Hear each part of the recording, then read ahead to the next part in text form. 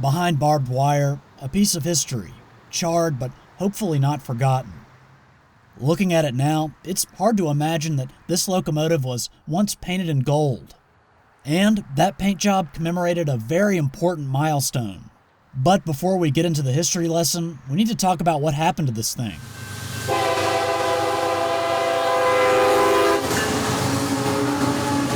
The crossing here on Stonewall Tell Road lies near the border of the city of South Fulton and Union City, Georgia, around 17 miles southwest of downtown Atlanta. It's business as usual on this hot July day, but things were much different on July 9th, 2025. This CSX train had just collided with a heavy wrecker and was on fire. These photos are courtesy of the Union City Fire Department. They say the driver of that wrecker was ejected from the vehicle. He was later taken to Grady Memorial Hospital in Atlanta. And let's hope he makes a full recovery. The Union City Fire Department said the passenger riding in that truck had minor injuries and the train crew was not injured. Now, when I was out here on July 13th, 2025, I did not notice any signs prohibiting trucks from using this crossing. As you can see and hear, the crossing here has an electronic bell but no gates. And here's the blue ENS or Emergency Notification System sign that has the crossing's number and contact information to report emergencies. It's unclear exactly what happened out here on the day of the crash, but somehow a fire got started on CSX 6063 after it collided with that truck.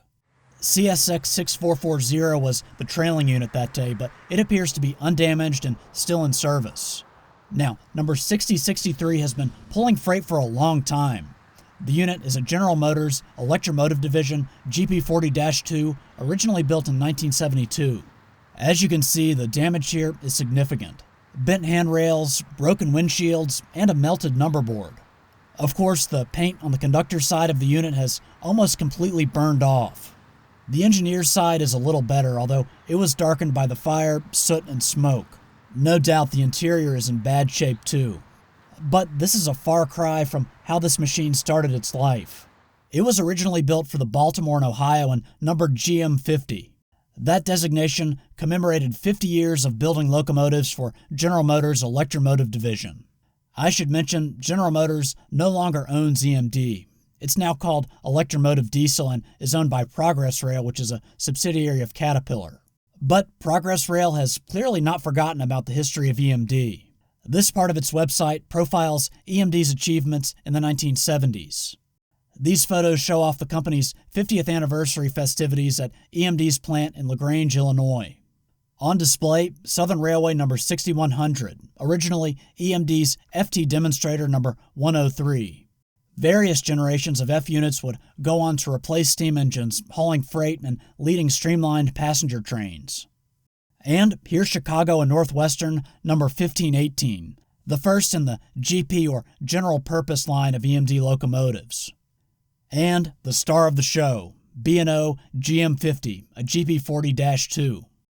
Of course, the Baltimore and Ohio, Chesapeake and Ohio, and Western Maryland would eventually make up the Chessie system, a predecessor to CSX.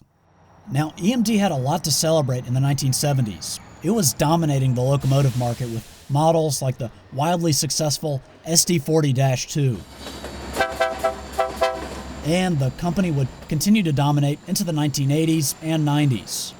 But it was eventually surpassed by General Electric.